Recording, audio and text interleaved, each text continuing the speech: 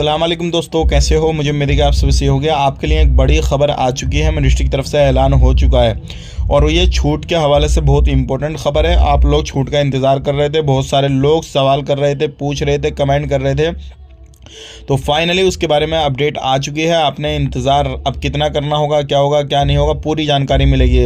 और हम बात करेंगे चेकिंग वगैरह के और ग्राम्य फ़ाइन वगैरह के हवाले से बात करेंगे। तो सबसे पहले बात कर लेते हैं छूट का। मिनिस्ट्री की तरफ से अपडेट दिया गया है कि बहुत ही जल्दी छूट का ऐलान कर दिया जाएगा और आपको 3 महीने का टाइम दे दिया जाएगा।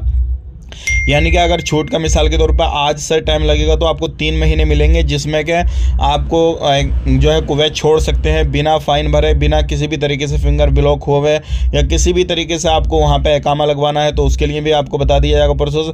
अभी ये बात सारी मिनिस्ट्री से मिलकर बात करी जाएगी और उसके बाद में जो भी फाइनल डिसीजन होगा उसका ऐलान किया जाएगा और ये बहुत ही जल्दी काम शुरू होने वाला है। तो अगर आप इंतज़ार कर रहे थे छूट का, तो अब आपका इंतज़ार बहुत जल्दी ख़त्म होने वाला है, क्योंकि अभी अपडेट आया है। अब सारी मिनिस्ट्री मिलकर बात करेंगे और उसके बाद में ये फैसला लेंगी कि कितना जो है लोगों को इकामे रिन्यूअल करने चाहिए, नहीं करने चाहिए, कितना फ़ाइन वगैरह, कितना समय देना चाहिए, क्या है क्या नहीं।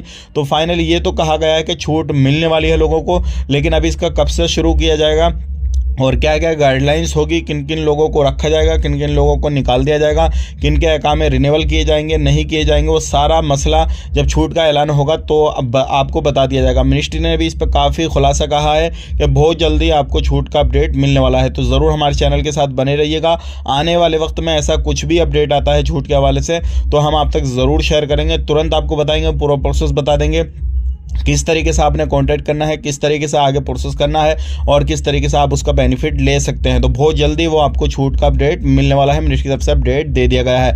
बात कर लेते हैं दूसरी खबर की तरफ। दूसरी खबर आ रही है निकल के, अगर आपका इकामा ख़त्म होने वाला है, सिविल आईडी का कार्ड ख़त्म होने वाला है, तो अब आपको थोड़ी परेशानी हो सकती है। वो परेशानी क्यों?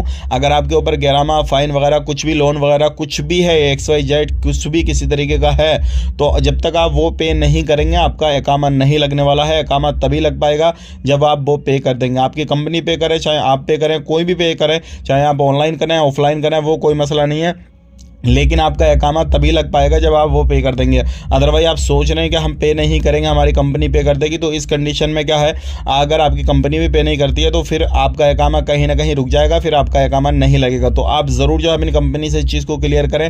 अगर किसी भी तरीके से आप पर फ़ाइन, गिरामा, लोन वगैरह कुछ भी हो तो खुद से क्लियर करें, तभी आपका इकामा लगने वाला है, अदरवाइज नहीं लग पाएगा। इस चीज़ की प्रॉब्लम आपको आने वाले वक्त में हो सकती है।